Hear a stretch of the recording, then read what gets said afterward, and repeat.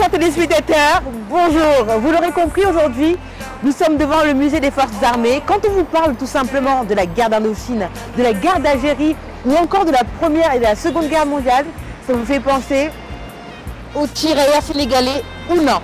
Vous justement qui n'avez pas justement cette culture d'aller visiter des musées pour connaître notre patrimoine national, notre histoire à travers justement nos héros nationaux, je vous invite tout simplement de découvrir avec les découvertes d'Anta qu'est-ce que le musée des Forces armées ou plus encore qu'est-ce que notre histoire justement de nos tirailleurs sénégalais. Bonjour. Le musée des Forces armées sénégalaises, bien sûr, était au début de sa création donc une division de la DIRPA, puisque là on ne parlait pas du musée des armées, mais on parlait de la division archives qui était logée à la direction des relations publiques des armées, communément appelée la DIRPA. Et en 1997, le président Abdou Diouf l'a érigé en direction du musée des armées, avec bien sûr les expositions. Et en 2006, avec l'arrivée du président Wade, Abdoulaye Wade, qui lui a changé le statut du musée des armées pour en faire la direction des archives et du patrimoine historique des armées. Donc qui a pour mission de conserver, de collecter d'abord, ensuite de conserver et de diffuser le patrimoine militaire, le patrimoine historique militaire au niveau national comme au niveau international. On ne le détonne pas. Alors, dans ce patrimoine historique militaire, d'abord il faut retenir que le musée, la direction des archives et du patrimoine historique, est composé de 3 divisions. Nous avons la division musée qui abrite tout ce qui est exposition donc, sur l'histoire de l'armée. Et nous avons la division symbolique nationale qui traite de tout ce qui est symbole de la République. Et enfin la division archives tradition, donc qui gère tout ce qui est archives, documents, que ce soit des documents sur papier, des documents numériques, ou bien que ce soit des documents visuels ou audiovisuels, en tout cas qui soient des archives militaires.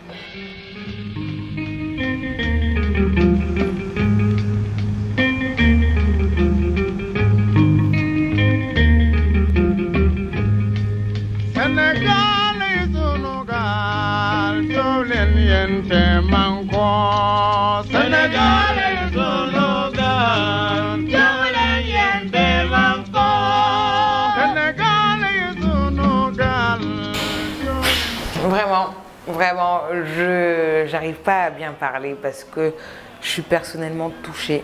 Alors, je lance tout simplement un appel à la jeunesse. Je pense qu'il est aujourd'hui important de revenir à notre histoire, à notre identité. Je vous conseille vraiment vivement. C'est important pour justement vous, pour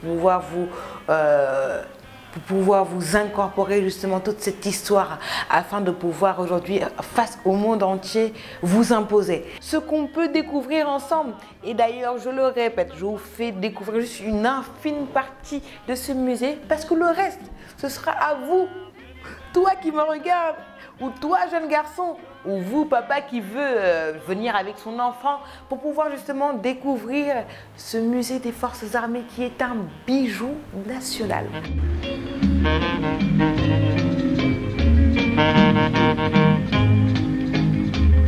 Alors là, je suis vraiment contente des amis parce que je viens de rencontrer un papa et son fils.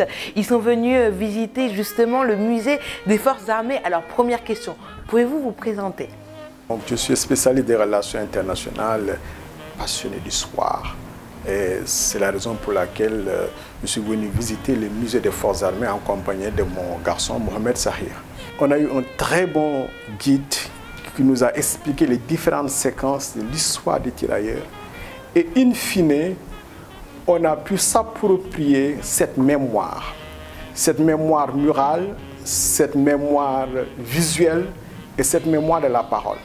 Or, l'enjeu essentiel au Sénégal, en Afrique, c'est la question de la mémoire historique. Car un peuple qui ne sait pas d'où il vient ne sait pas où il va.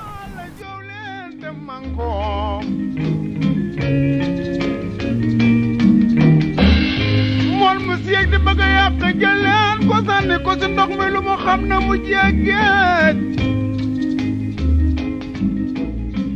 Cette jeunesse-là, elle est complètement déconnectée. Mais cette déconnexion aussi pose la question de notre appropriation du passé. Césaire disait, et c'est important, qu'il y a des manières de se perdre par ségrégation murée dans les particuliers ou par dilution dans l'histoire. Vous comprenez donc, madame, que la question de l'histoire est la question centrale. Cette question-là, si on ne la pose pas, et que si on n'amène pas notre jeunesse à s'approprier cette histoire, on va aller de crise en crise, on va aller de difficulté en difficulté. Alors là, je vais me tourner vers mon petit bout de chou.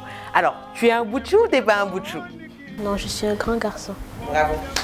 Tu es un grand garçon qui est venu visiter un musée, le musée des Forces armées. Oui. Alors dis-moi, qu'est-ce que tu as appris de ce musée? J'ai appris beaucoup de choses. Ça m'a permis de connaître des choses nouvelles sur mon pays que je ne connaissais pas. Ça m'a permis de mieux connaître l'histoire des tirailleurs et de l'armée du Sénégal.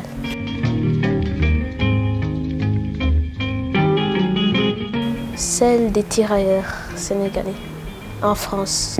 En France, leur premier défilé qu'ils ont fait en France? Oui, mais surtout quand ils ont combattu contre les Allemands durant la Première et la Seconde Guerre mondiale. Excusez-moi, je vais lui faire un câlin parce que vraiment, tu es un fils modèle. J'aimerais bien avoir un fils comme toi qui va visiter les musées. Et j'ai compris qu'avec ton papa, vous visitez beaucoup de musées. Oui. Et ça te permet de t'enrichir. Est-ce que tu sens à l'école que tu as un plus par rapport aux autres? Oui, mais aussi il y a d'autres élèves qui vont dans les musées aussi. Qu'est-ce que tu veux devenir? Je crois que je vais devenir pilote. Pilote? Oui. Pilote des forces armées ou simple pilote? Peut-être. Peut-être? Oui. En tout cas, je vais prendre ton contact, comme ça, au cas où si je veux voyager en première classe, tu vas me surplacer, on est d'accord? D'accord. Tu vas pas m'oublier? Non. Allez, au revoir. Au revoir, madame.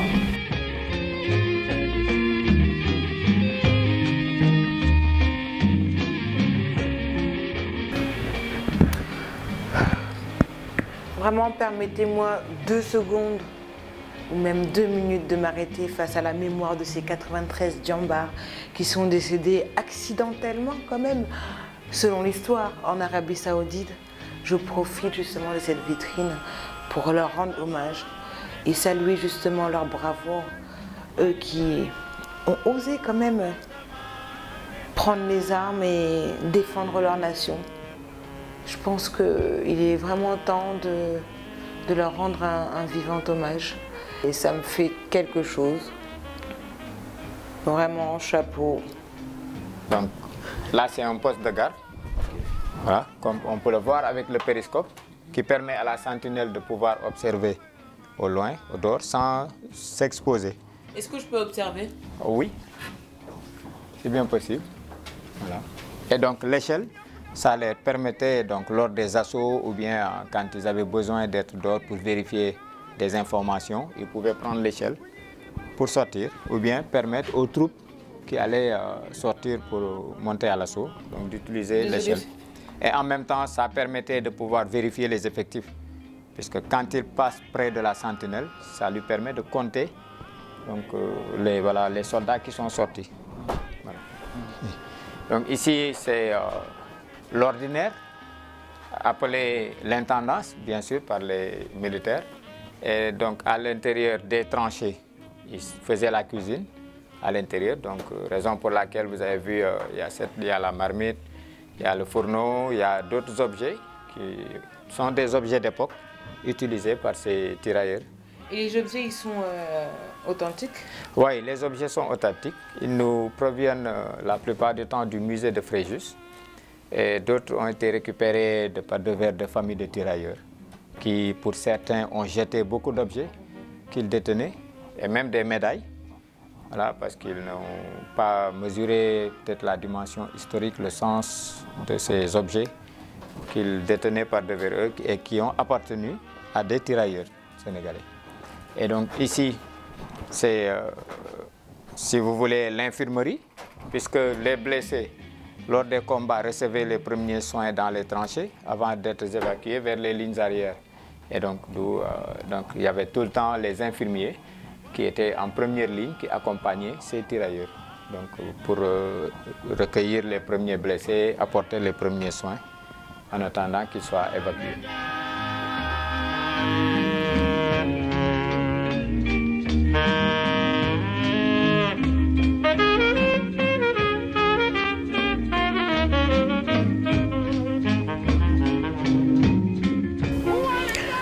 Bon, vous l'aurez compris, j'ai pu me reposer avec mon ami, mon sergent.